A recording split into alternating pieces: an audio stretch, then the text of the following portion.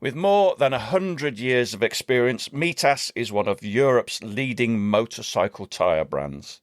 Whether you ride on the trails, enduro, on the road or on adventures, Mitas have the tyres for you. If they're good enough for the likes of Chris Birch and Paul Tarris, they're good enough for me and our Noel. For more information, go to mitas-moto.com. Go the distance with Mitas tyres.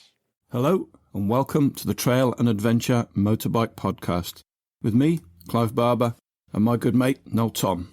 For the days when you can't ride your bike, there's always the Trail and Adventure Motorbike Podcast.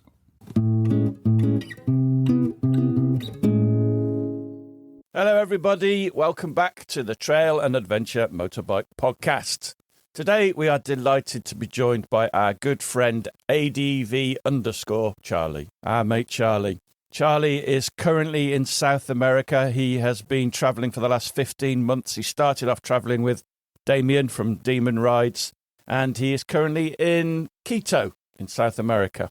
By all accounts, he's having a lovely time, but I'll let him tell you a little bit more about it. Let's get on with it. I've been taking the piss out of Noel this afternoon for all his stupid IT suggestions. Oh, no, I just take it for granted that you're going to lose some of your stuff on your computer. Well, I think some of this might be quite relevant to Charlie because he's on his travels. It was all about losing data on SD.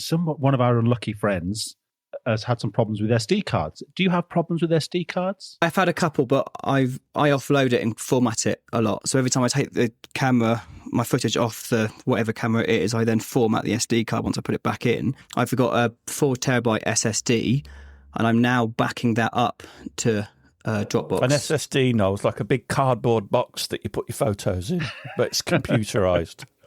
Have you ever lost anything? No, I've had a lot of mic issues sometimes. So the video I'm editing now has probably 3 or 4 minutes in it of nothing. So that's annoying. So I've got footage, but I've got no audio to it. So I either just use it as little clips and cut it out, or I try and do some voiceover out of it. It's happened to me a few times. Adam's problem is elsewhere. It's not the SD card. I think it's something else. Clive was outraged at my suggestion that we have done a deal with the devil with digital photography, in that it's so much better than all the old film we used to have to deal with, that the deal is, yes, it's great, but at some point you might lose everything. And I accept that. I've had a camera that just wouldn't turn on, wouldn't work. You turn it on, then turn off immediately. And that was annoying. I know exactly what was wrong with it.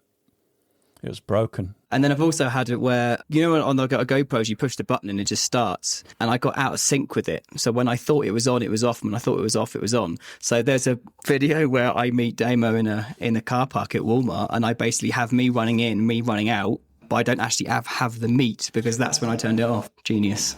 This is our mate Charlie, look.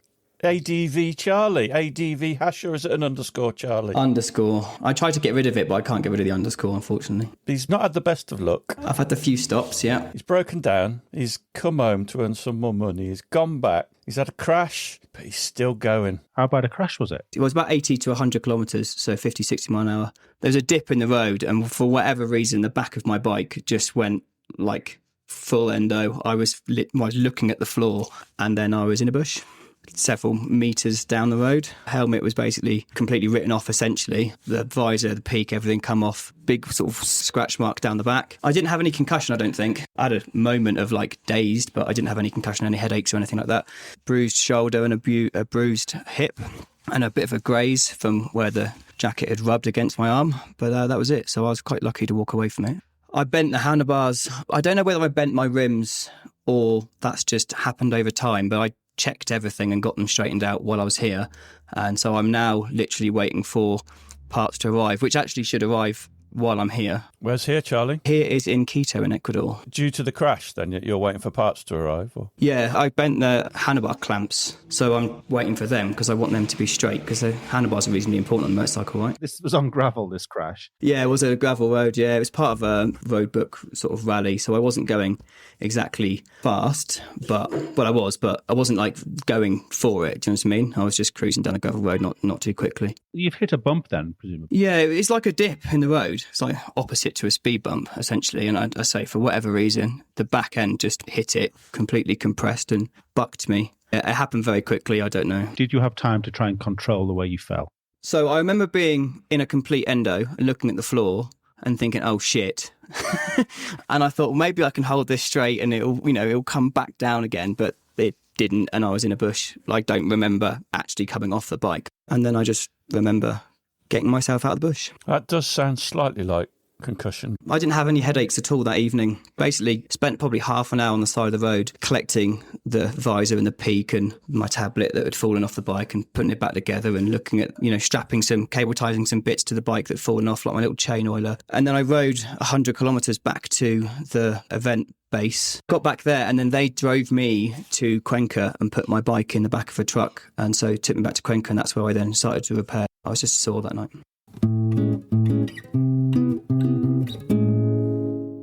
I'm Charlie, ADV Charlie on Instagram and in YouTube. Started riding when I was 21. My first bike was a Suzuki Bandit 650, which I've actually still got in a garage, but it hasn't moved in 10 years. Did road riding. I went to New Zealand as a sort of a backpacking trip, and then I ended up sort of converting myself to become like the adventure rider and riding around New Zealand and Australia. How long ago was that? 2017. So I had about 2 months in New Zealand. I rode around for about 15,000 kilometres. I rode around Tasmania for 3 weeks. I then got a job in Australia, in Melbourne, for Honda's head office, being a parts interpreter. So had all the parts guys from the dealerships call me up asking for a part number for carburettors. And then I rode across the Nullarbor all the way up the Western Australia, did the Gibb River Road, and then went all the way back down to Perth. So it was essentially another 15,000 kilometres. And then I went home, and I went home at the end of 2018. I started saving up for the next trip. COVID hit. That put a massive spanner in the works and slowed things down. And so now I am on a trip from Canada down to Ushuaia, Argentina. And I started in May 2024, which is about 15 months ago. And I've done about 50,000 kilometres now, I think. Tell us how you got to the Americas. Where did you fly into or ship to? And how did you ship? I used Motorway Freight and I shipped from London to Toronto. I started off with Demon Rides. I then rode down to Virginia, then rode across to Minnesota. And then we went into Canada, went all the way up to the top to Tuktoyaktuk, which is on the Dempster Highway. Came down through Alaska, back down through Canada. And then we split there. And then I did most of the US on my own. And then we went down the Baja Peninsula, where I met Damo again, did all of Mexico. About 2 months in Mexico. You are two of probably our three friends that we've known for quite a few years now that have actually gone off and done a big trip. There's you, Damo, and Mark, taken the plunge and done it. Did you make a plan with Damien that you would arrive and travel together, or was that just happenstance? We met at the Lightweight Adventure Festival and we were chatting about a trip. We ended up basically talking about the same trip. And because of the seasons and when we wanted to go, you end up going at the same time. So we decided to start sharing ideas and sort of planning. And we had many conversations saying, well, maybe we start together, but then it's solo trips. So maybe what we actually do is don't put any pressure on it. And I said to him, like, well, we can ride together if you want. It's a lot when you ride with people because you're with them 24 hours a day. It's worse than probably being married, not that I've ever been, because you don't go to work. You don't have any separation. You're just together. It's not worse than being married. That'd be ridiculous. Two mates travelling on motorbikes. That's not like being married. Did you have a little routine? Because I think it was Lara who's away on her TET trip at the moment. And I just saw a post of hers where she said part of the routine was that they would have an hour or so apart.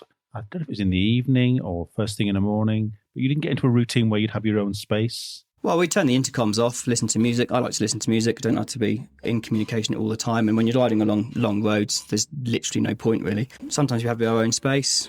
When we were camping, definitely, because you've got your own tents. I mean, we got on really well, so that wasn't really a hardship at all, to be honest. And that's why we ended up rejoining constantly. There's also riding styles, not just personality, that has to gel and work. We split off because I went off to meet my friend.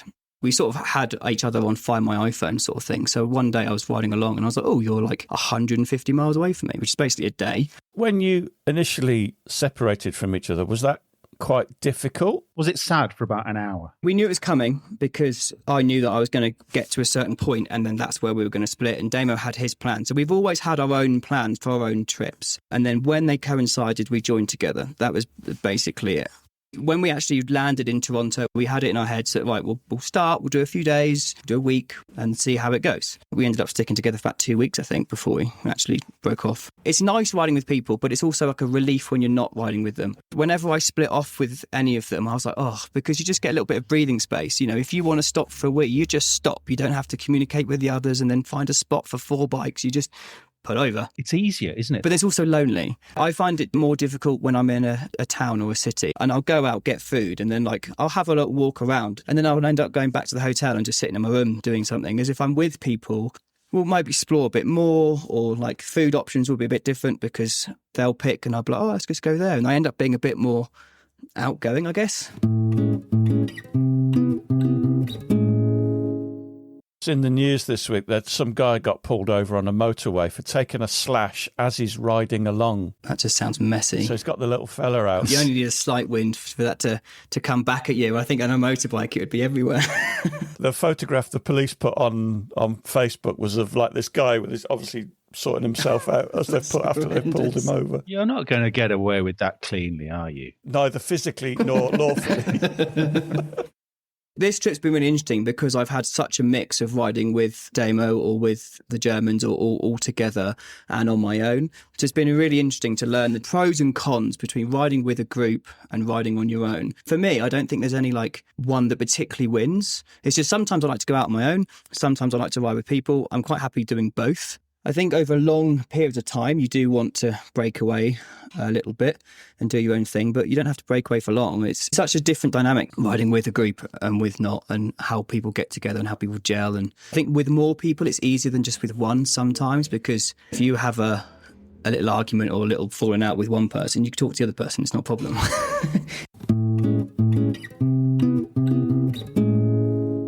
Have you been travelling using the BDRs in North America, and what's the difference between riding in North America, Central and Southern America? Canada, for instance, is just gravel roads. There's no real BDRs as such. America's got all the BDRs. They're kind of a bit like the TET, but really extended versions, because obviously the TET you only ride for a mile and then you're off and doing a bit of road work, as here you can be riding for 3 days on the same track. Our first couple of days in the USA was on the Mid-Atlantic BDR, which is all forest roads. There was nothing really technical in it, just fast-flowing gravel roads, which is really nice. We didn't follow them strictly. If I was going along that way and it was convenient for me to jump on them, I did. And then I wanted to go see something, I jumped off of it again. But in South America, you'd be riding along a road and you think, oh, this is a cool road, and then it will become off-road and it will become, in some cases, quite interesting. And Google Maps is saying it's just a normal road. In some cases, you don't have to look for off-road. On roads that you ever had to turn back on? Moab, I just chose to turn around because it was just horrible deep sand. And there was one trail that we did, this is with Bike Mittens, we did in Colombia, and it was completely washed out. It was a 6-7 metre drop and about 10 metres across wide, where it was just not there. We thought we had 10 kilometres left to go. We then had to backtrack 40 kilometres and then do a 60k road work to get round it, which was very annoying at the end of the day when you're tired to go, oh, you got 100k's and you got to do the last 40k's again. We did the E10, which is a road that runs along Colombia and the Ecuador border, and it's on the Ecuador side. Basically, everyone on the WhatsApp groups said it was closed, but Google Maps and Waze said it was open. So we went, well, there's 3 of us, let's give it a go. It turned out that there was severe landslides across it. I think we ended up crossing 22. We met the army because they were closing the road halfway through. But we showed them what we'd been through, and they just sort of looked at us and went, well, you're nuts, off you go then. If you get stuck, you can stop in this town. That was pretty scary because it did start to rain briefly. We'd been through a landslide that only happened within an hour, and people didn't know about it. So we were like, well, we could get to a point where we're stuck. And at one point, it took us 2 hours to do 15 kilometres. And I had to take my luggage off at one point as well, because where the landslide had come down, motorcycles had gone through and carved a little walking track, almost a goat track sort of thing. But it was too wide for me and my bike. We'll be back after a quick break.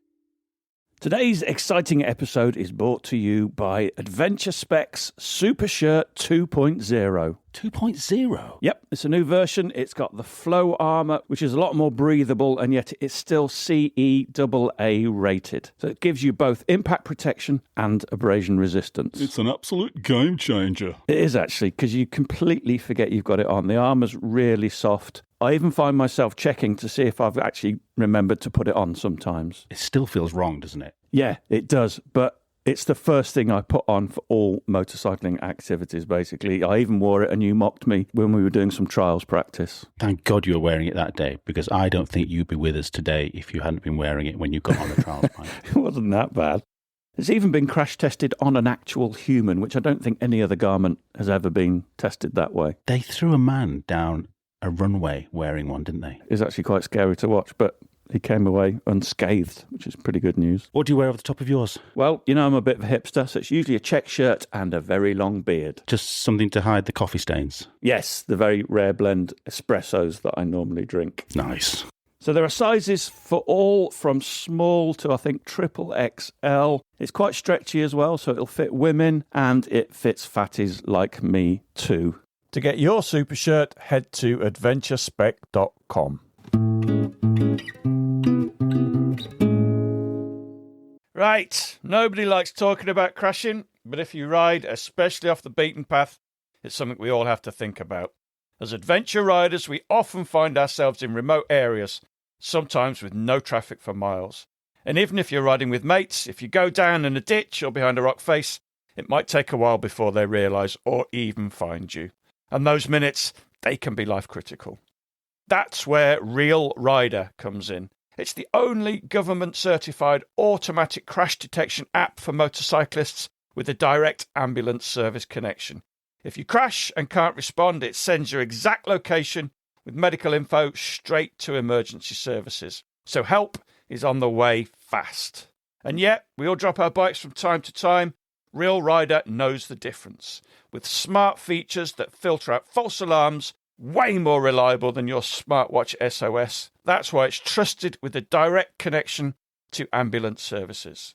It works across the UK, Europe, North America, Australia and New Zealand. And beyond crash detection, you also get group ride features, route recording, and most of all, peace of mind.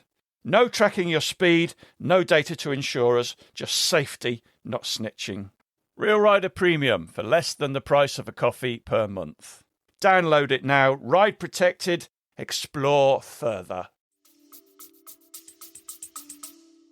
With the panniers, but you've basically got a pile of rubble on one side, which is the landslide, and on the other side is just a sheer drop down to whatever is death down there. You just walk the bikes across and carry on. Those are the roads and the tracks that I wouldn't have done on my own. The only reason I did that was because I was with people.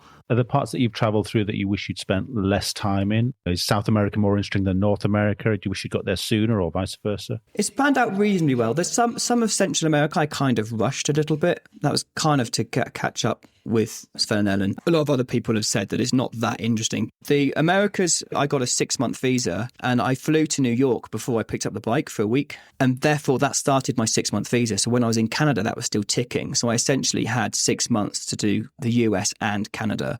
I'd ended up doing it in 5. And that was also due to the weather. It was getting down to 2 degrees at night, which was uncomfortable for me in my tent. We were kind of just like racing out and trying to get back down to the weather. Most of the trip is dictated by the weather. Like I essentially is planning to be in Ushuaia for January because that's when the good weather is. Are you seeing way more people travelling on bikes in South America than North America? You see more travellers here. When you come down through Central America, everyone's funneled and a lot of people end up sticking close to the Panama Highway. Therefore, you're bumping into each other a lot more. In the US, there's so much to explore. Everyone's just gone and you don't see any of them. We've touched on it already, but you've had your fair share of problems and bad luck. Obviously, you had the issue with the 790 cams before you even left the country, and it's happened again, right? As a part of prep for the trip, I wanted to make sure everything was set up and everything was perfect. So I dropped my bike off at KTM. It had done 16,000 miles and I basically said, I want to do a valve clearance check. It's 2,000 miles early. They normally do it 18. And I said, can you do a valve clearance check on it? And then I said, can you just check the cams? Because I've, seen things on Facebook and blah, blah, blah. I would say I had some of the worst cams that the Facebook group had ever seen. I'd lost about 4 to 5 mil off one of them. They basically kept the bike for 3 months because I needed new cams, and then they got new cams, and then they realised that the head had worn where the journals were. So then I needed a new head, so that had to be ordered, and then it had to all go in. So it cost me 3 months, which means I ended up getting my bike back 1 month before I was shipping, and I was working full time. So I had the weekends to just try and strip the bike, rebuild it, and make it as perfect as it could be. So I thought that was all good and all gravy, and set off on my trip, which I did. Also, Charlie, and you've documented this on your YouTube channel, but you had to pay for that as well, didn't you, initially? Initially, yeah. So the KTM basically refused it on the grounds that I hadn't had it serviced within 12 months, even though I was servicing it based on the mileage. And my response to KTM was, well, camshaft wear doesn't happen when the engine's off. I think because of the social media, and my video may have helped and kicked that, but they ended up going with a goodwill program, and then they very kindly reimbursed me, which was nice. The other issue I had on my bike, which I think could happen on any bike, I don't think it's any KTM issue per se, but my crankshaft sensor died. Bike wouldn't start on top of a mountain. Damo very, very kindly towed me for a while. We were at this village. We asked a guy, like, oh, do you know anyone and how we can get my bike to this town? This guy said, oh, yeah, hang on, I got a mate who's got a truck and a trailer. And the guy turned up with a Ford F-150 trailer in the back that had a ramp and tie downs already in it. And he handed me the keys and said, there you go, drop it off when you're finished. It was 60 miles each way for me to drive my bike to the KTM dealership. That's incredible, isn't it? Yeah, the kindness of Americans was unreal. Like, I don't know anybody in this world that would just hand over the keys to an F-150 and a trailer to somebody you've just met on the side of the road. Basically say, yeah, bring it back. I mean, I drove it down there and then I drove it back. Sven gave me a lift. And this is where we went to the Moscow Moto headquarters, and we just ended up staying at their little campsite they've got. And then the bike was there in KTM for 2 days while I waited for the part. Once I got it, I changed the part in their car park because I didn't want to pay for their labour fee. It wasn't that difficult. And I was on my way again, and it was all good. When I got to Merida, I had the leak from the valve cover. I took it off and then noticed that my cams had wear marks on them again, contacted KTM, and this time they didn't even hesitate. They literally said, right, drive back to here. We're going to contact KTM USA and we'll get everything sorted and get the parts there. The reason I went home is because I was very sceptical on the time. I thought, well, last time it took me 3 months. Even if the parts are in the USA, they've got to come through customs, they've got to get into Mexico. And I've heard stories that things could get stuck for like 6 weeks. And I thought, well, I'm not going to sit still for weeks not knowing when it's going to come and when it's going to happen. So I made a choice to then go home to make the stop profitable, essentially. And I thought, well, if I go home, I have to go home for, say, 2 months, because the first couple of weeks is basically going to be reimbursing myself for the flights that I've just gone over there and done. Yeah, so I flew back in late March and then jumped on the bike and carried on. I say this stop is possibly my own fault. I don't know. It's because of the crash. Nothing to do. It's not mechanical, basically. Yeah. What's the problem with the cams? It's not oil starvation then. It's actually the materials. I think it's probably oil starvation slightly, because there was quite a lot of burning on the cams that were worn. There, you could see where they were black and burnt. There's talk that it's like chocolate cams and like soft cams and things like that, but most of my cams that have had the wear have also had signs of like heat. So therefore, if you get them hot enough, they're going to melt anyway, essentially. Because I paid for the repair the first time round, I asked for all the parts back and I sent them to somebody, and he worked out that there was a misalignment in the cross drilling of the galleries, which meant that the oil jets weren't getting the amount of oil that they needed. So that was a possibility. So therefore, when I got the new head and I set off, I thought, oh, okay, well, that's not a problem then, because hopefully that's sorted. I've got a whole new head. My trouble is now is that I've had it twice, and so I just don't trust that the bike is going to be like trustworthy for many, many miles. So I'll finish this trip. I will probably get to Buenos Aires or Santa, one of the places I can ship home from, and I might well just take the head off, or take the valve cover off, have a look. And if it's damaged again, I'll ask KTM if they want to sort it out for the third time or give me a new engine. And if they say no, and therefore the value of the bike is worth nothing because of the issue at all, and my bike is 80,000 kilometers now, I don't know whether to like just scrap it in South America, take the parts that are worth it and come home. If a bike's working fine, I will take it home and I'll keep it because, as I say, it's worth $3 or something because the resale value of them have just gone through the floor. But I would like to go for something smaller and lighter so that I can do a bit more off-road because I'm enjoying that. We've not really talked about this KTM issue, but I think it's really bitten them in the arse, hasn't it? There's a Facebook group with over 100,000 members on it. That doesn't mean to say that all those 100,000 members are KTM owners. A lot of people are just spectators and keyboard mechanics that want to get involved. I don't know the numbers. KTM have hidden that quite well, but it does seem to be more than what they ever said. I think it's like 0.1% or 5% they said, but it appears to be more than that. They denied it first. Then they came out with, we'll do goodwill, is what they said. They didn't say warranty, but they'll do goodwill program. They did some modifications, but there's no proof yet that I'm aware of that they have actually fixed it. And then, of course, because of their financial problems, that hasn't helped with parts. Parts manufacturing stopped because of their financial issue. So even if you had the camshaft problem and you needed parts, you couldn't get it. Such a curse, isn't it? I'd be having bad dreams about it. It is. The annoying thing is the bike is awesome. It's such a good, fun bike to ride. It's a travel bike that can't travel. I guess you're doing an awful lot more miles than most people will ever do on theirs, but even the same, nobody's going to buy a second-hand one now if they're aware of the issues, are they? When I was at home and I was just riding for fun and it was just a toy, I had motocross tyres on it. I'd put the bike in the back of the van. I'd drive it to the Tet somewhere, ride the Tet, get to a pub, stay the night in the pub, and then on the Sunday ride the Tet back to the van and drive it back. And I think one year I did 2,500 miles in a year, and now I'm doing that a month and a bit. So, because it is happening whilst you're away, I just wonder if prolonged highway mileage has something to do with it, because that's when the oil feeds are under more pressure, aren't they? This is the complicated bit, because you could say that when I was at home, I was kind of like almost idling the bike because you're in second gear on the Tet, bombing around like 20, 30 miles an hour. The engine's not working at all. And over here, I'm running across the States where I'm sat at 60, 70 miles an hour, cruise control on, locked for 3-4 hours at a time. Or even on gravel roads, you're sat at higher speeds because it's just not as technical as hard. So I don't know.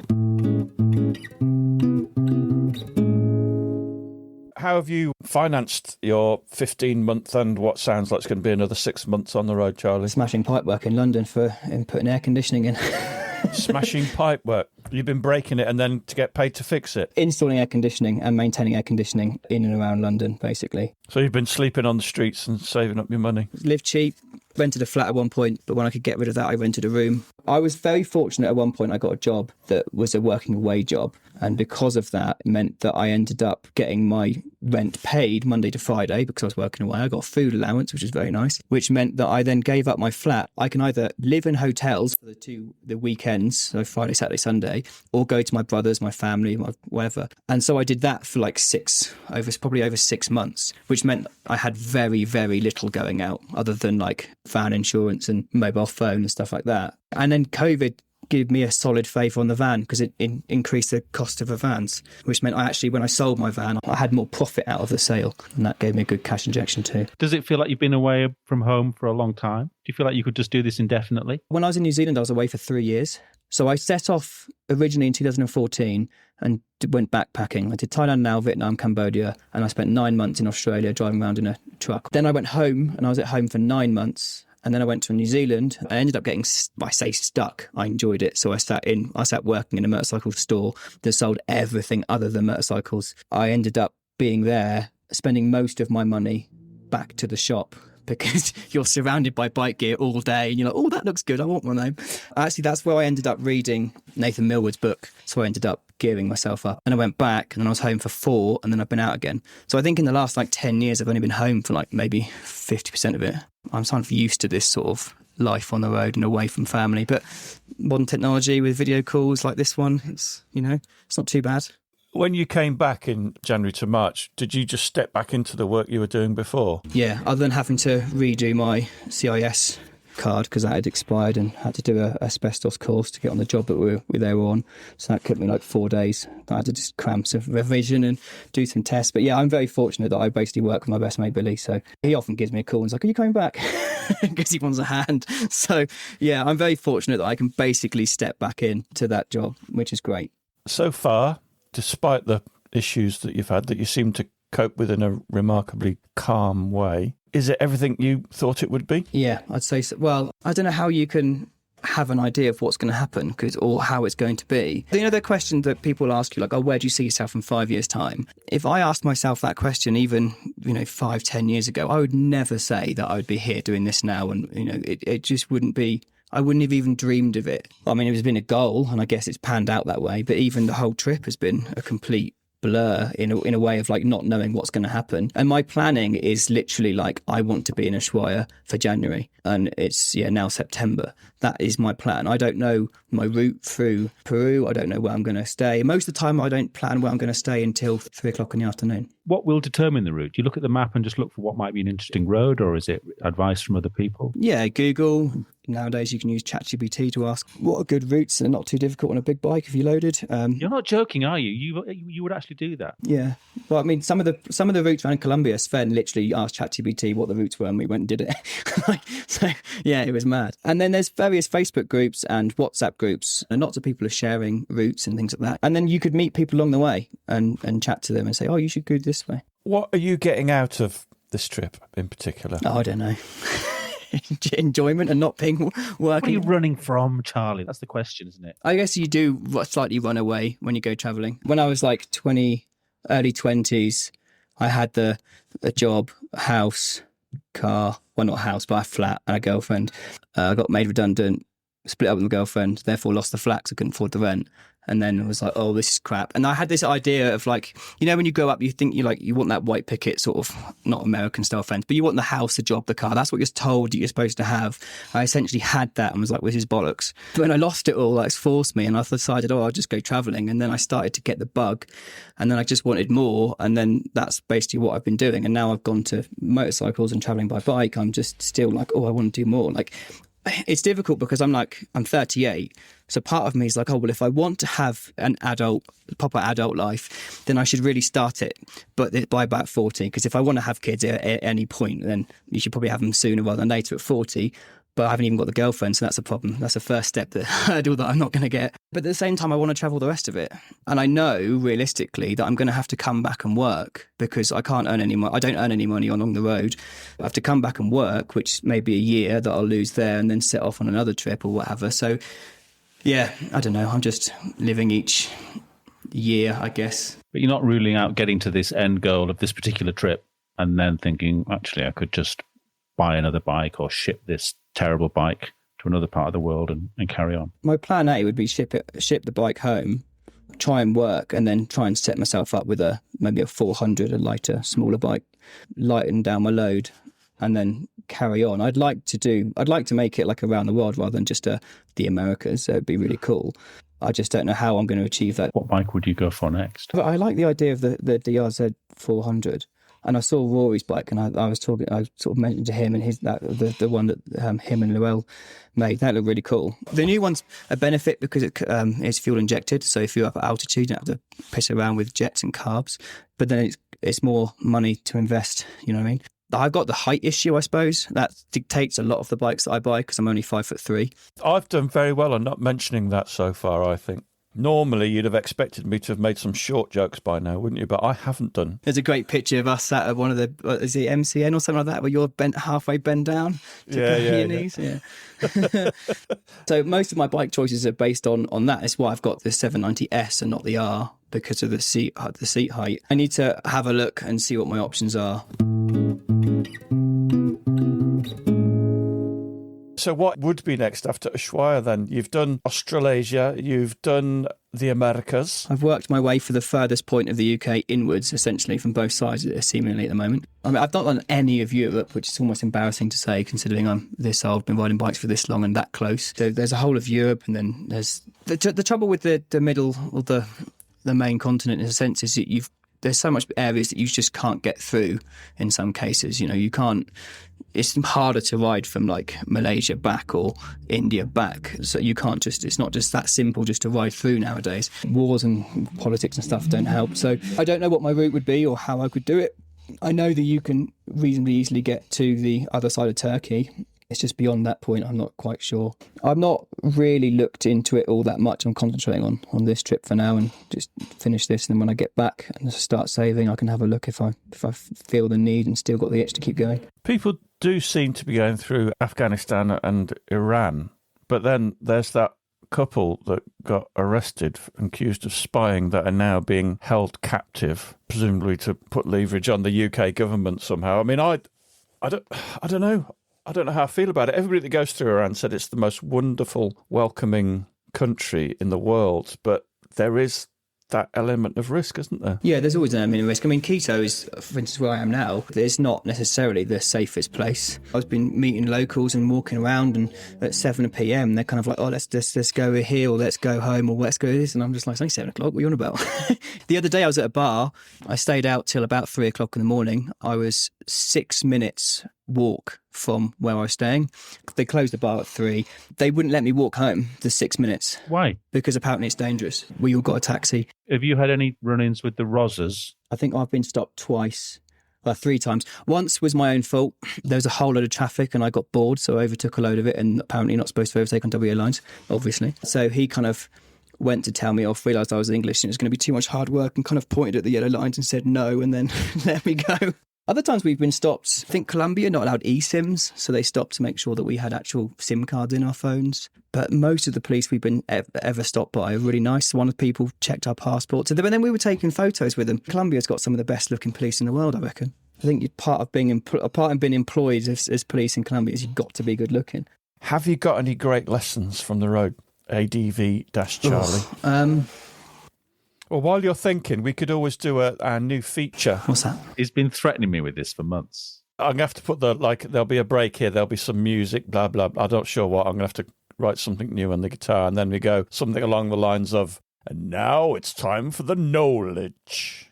So Noel's going to impart some of his wisdom, and if he hasn't got something, I'm going to make something up on his behalf. Have you got something? Yeah, I should start writing them down. One that immediately comes to mind is when you're on the road and you will have a serviette with your meal, which might get unused, always take it away with you, because you never know where your next bit of toilet paper is coming from. I would completely agree. As well as the salt and pepper sachets. That's the knowledge. Oh, salt and pepper. You can't beat a bit of salt and pepper on just about everything. I think that the biggest thing is just not having a structured and a rigid plan is the best way. Even if you've only got like a short time, if you can just go with the flow and make it up as you go along, it's so much less, it's so less stressful. You can just enjoy it and ride around and not really have a plan. And if you meet somebody and it's a cool place or whatever, you can hang out for a bit longer than going, oh God, I've got to go tomorrow because I've got to be here. And there's plenty of places that we've turned up thinking, I'll just stay there for the night. And I've stayed there for a couple of days. One of the lucky things I kind of had an idea that I wanted to do, but didn't realise that it was going to happen, is when I was riding through New Mexico, I realised that I was within the area to get to Albuquerque for the biggest balloon festival in the world. So I was like, oh, sod it, I'm just going to go there. And I got a hotel for a couple of nights, got up at 4 o'clock in the morning and watched the hot air balloons take off, which was incredible. And I was aware of it, but I didn't plan to be there or whatever. Yeah, there's some areas where I've just stayed for longer because something's happening or it's cool, and I've got that flexibility because I don't have a rigid plan.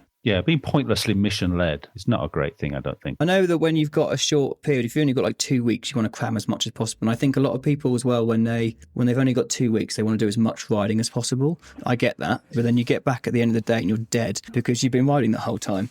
You don't really have the times necessarily to stop and take in the views or have a look at some things. Hikes are not really an issue or not really a thing for the bike motorcycle travel. I don't think so. There's a lot of places in the US that I'd like to go back to just to do the hikes, but because I've been on the bike and you've got security of like leaving your gear, it takes me 15 minutes. I've worked out it takes me 15 minutes from turning the key off on the bike to walking away in trainers, and it takes me 15 minutes to kit back up and unlock everything and get going again. So if I want to do a hike, I've got to rule out half an hour just kitting up and getting down and locking the bike up. So sometimes I go, I can't be asked. And you're on a motorbike holiday, not a walking holiday. I've said this before. Although there is a cyclist that's beating me at the moment. Miss Emma, I've overtaken her and she's overtaken me. So maybe I'm going a little bit slow, but a cyclist is basically that I met in Baja is now ahead of me.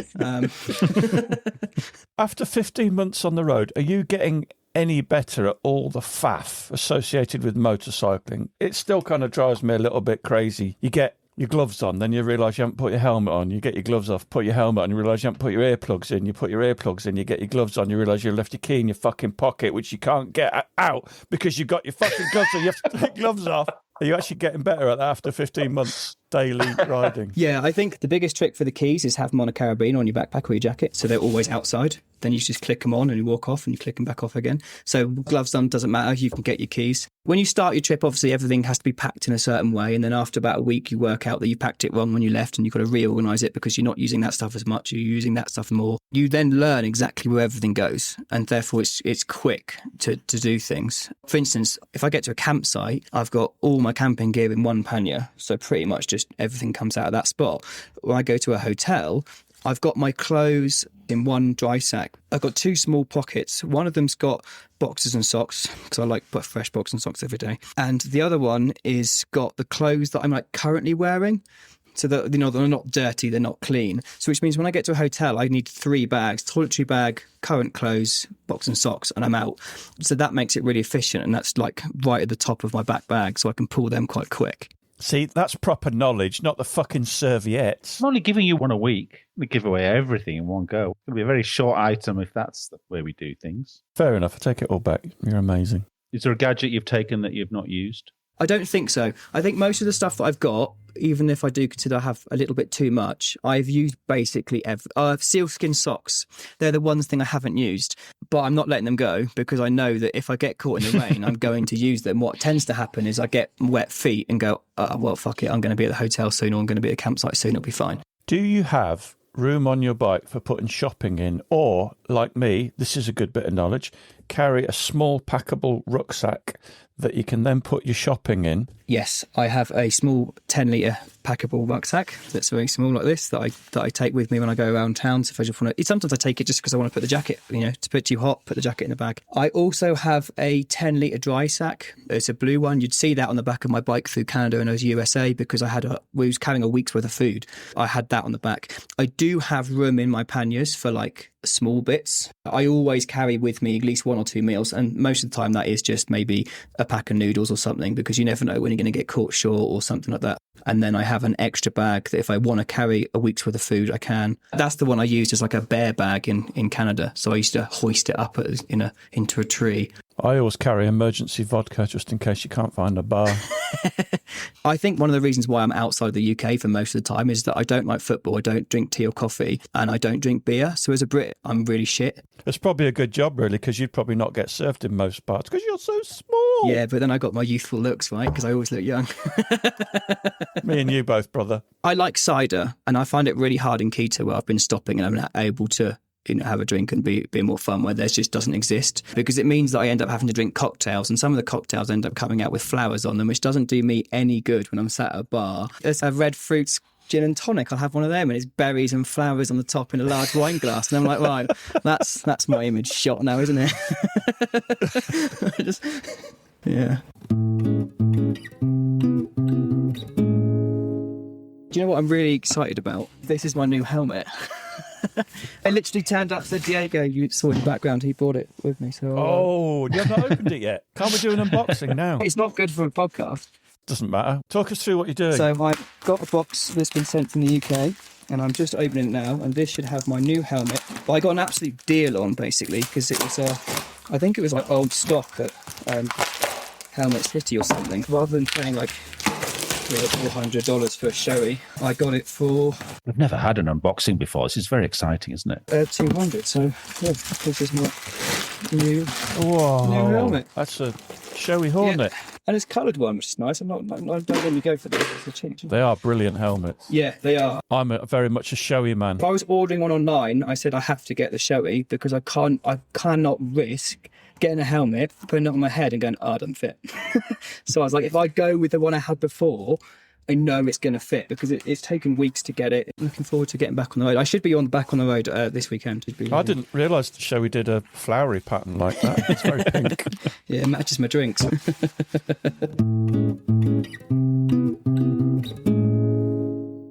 A massive thank you to Charlie for doing that. Always a pleasure, sir. You can follow Charlie on Instagram and on his fantastic YouTube channel at ADV_Charlie. That's it for this week, other than to say, don't forget the film festival to get your tickets and to enter your films via www.advfilmfest.com.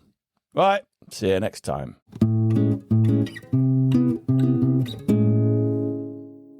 Thanks for listening. We really do appreciate it. You can follow us on Facebook and Instagram, and if you really appreciate what we do, please consider supporting us on either Patreon or Buy Me a Coffee. Links are available on our website, tampodcast.com, where you can also go to our store, that's a shop in English, and buy some branded stuff. Please keep listening and, more importantly, spreading the word.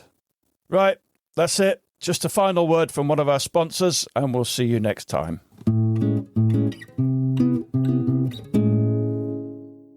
Are you heading out on an adventure? Whether you're tackling the Tet or hitting the green lanes, don't forget to pack the Pits and Bits Towel Off Body and Hair Wash range. It's the ultimate waterless wash. Just pour it on, rub it into a foam and towel it off. That's it. No water, no rinsing, no fuss. It's lightweight, smells amazing, and most importantly, it gets rid of mud, sweat and odours fast. Perfect for when you're off the beaten track. Stay fresh, go further, and do it all sustainably. Grab yours now at pitsandbits.co.uk, and don't forget to use the code TAMP at checkout for a massive 20% off.